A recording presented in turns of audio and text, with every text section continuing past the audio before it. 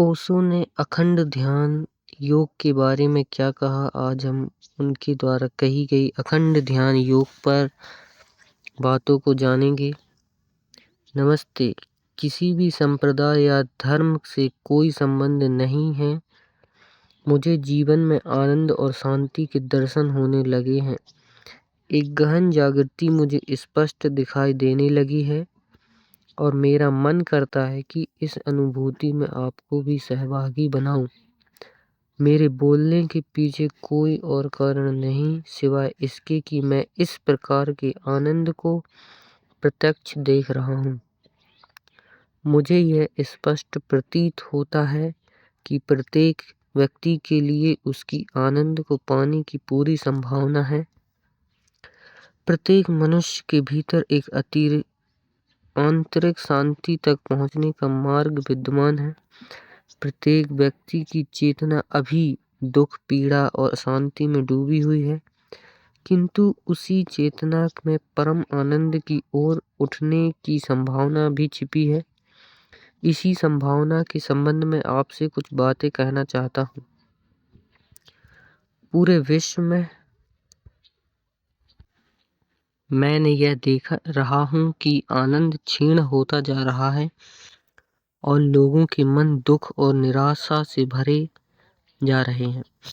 ऐसा नहीं है कि इस दुख से बाहर निकलने का कोई मार्ग नहीं।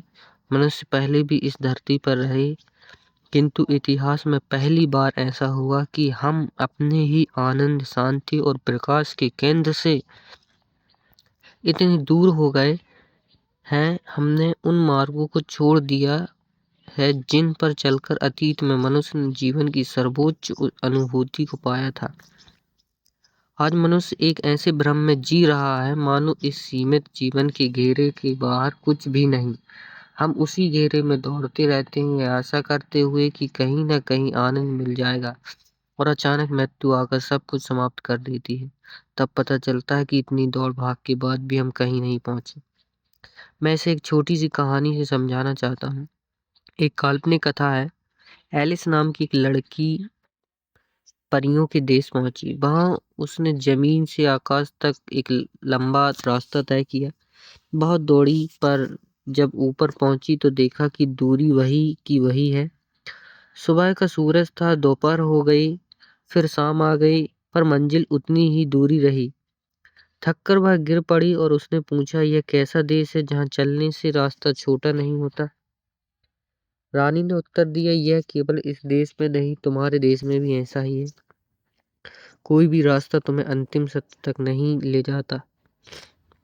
हम जिस जीवन को जी रहे हैं उसमें आंखों के सामने लक्ष्य चमकता रहता है, पर हम पहुंचते नहीं।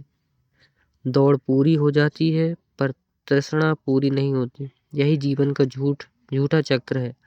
धर्म का उद्देश्य इस चक्र से जगाना है। मनुष्य को यह भ्रम है कि वह स्वयं करता है, स्वयं सोचता है, स्वयं क्रोधित होता है, जबकि वास्तव में उसकी अधिकांश क्रिया यांत्रिक है। जैसे बटन दबाने पर बल्ब चलता है, वैसे ही अपमान होने पर क्रोध उत्पन्न हो जाता है। हमने क्रोध नहीं किया, क्रोध घटित हो गया। यदि हम वास्तविक में करता होते तो चाहने पर क्रोध भी ना होते। यदि स्थिति विचारों की है, हमारे विचार हमारे नहीं, वे समाज, वातावरण और संस्कारों से उधार लिए गए हैं। यदि सारे विचार छीन ले जाएं तो भीतर कोई स्थायी मैं नहीं बचता। यही एक कारण है कि मनुष्य का कोई स्थिर केंद्र नहीं है। धर्म और योग का मूल संदेश यही है, जब तक मनुष्य अपने वास्तविक अस्तित्व को नहीं जानता तब तक आनंद संभव नहीं है। जब आप चेतना प्रतिक्रियाओं से मुक्त नहीं होते तब तक शांति नहीं मिल सकती। आत्मज्ञान का अर्थ अपने भीतर उस केंद्र को खोजना जहां बाहरी कंपन नहीं पहुंचते। जैसे जापान में आए भूकंप के समय एक साधु शांत बैठा रहा, क्योंकि वह अपने भीतर उस स्थान पर पहुंच गया था जहां भूकंप नहीं पहुंच सकता। धर्म उसी आत्मज्ञान की खोज है। जो स्वयं को नहीं जानता वह ईश्वर को नहीं जान सकता। ईश्वर तक पहुंचने की कीमत केवल एक है, अहंकार का विसर्जन। भक्ति का वास्तविक अर्थ मंदिर जाना या पूजा करना नहीं। भक्ति का अर्थ है अपने अहंकार को पूर्ण रूप से छोड़ देना। जिस क्षण अहंकार मिटता है उसी क्षण परम सत्य उपलब्ध हो जाता है। ज्ञान युग का अर्थ विद्वता नहीं है, पंडित्व नहीं, केवल अहंकार को और मजबूत करता है। सच्चा ज्ञान मौन से आता है, विचारों से नहीं। कर्म योग का अर्थ भी यही है कि कर्तापन का भाव छोड़ दिया जाए। जब मैं कर रहा हूँ मिट जाता है, तब जीवन स्वयं प्रभावित होने लगता है। धर्म के 3 मार्ग भक्ति, ज्ञान और कर्म अलग नहीं, वह एक ही सत्य के 3 रूप हैं। जब चेतना अपने केंद्र में स्थिर हो जाती है तो ये तीनों एक साथ घटित हो जाते हैं। यह था ओशो द्वारा कहे गए अखंड ध्यान योग के बारे में कि वास्तव में ध्यान ही सभी दुख पीड़ाओं से मुक्ति का एक साधन है, और जिसमें बताया गया है कि धर्म के 3 मार्ग भक्ति, ज्ञान और कर्म अलग नहीं, वे एक ही सत्य के रूप हैं।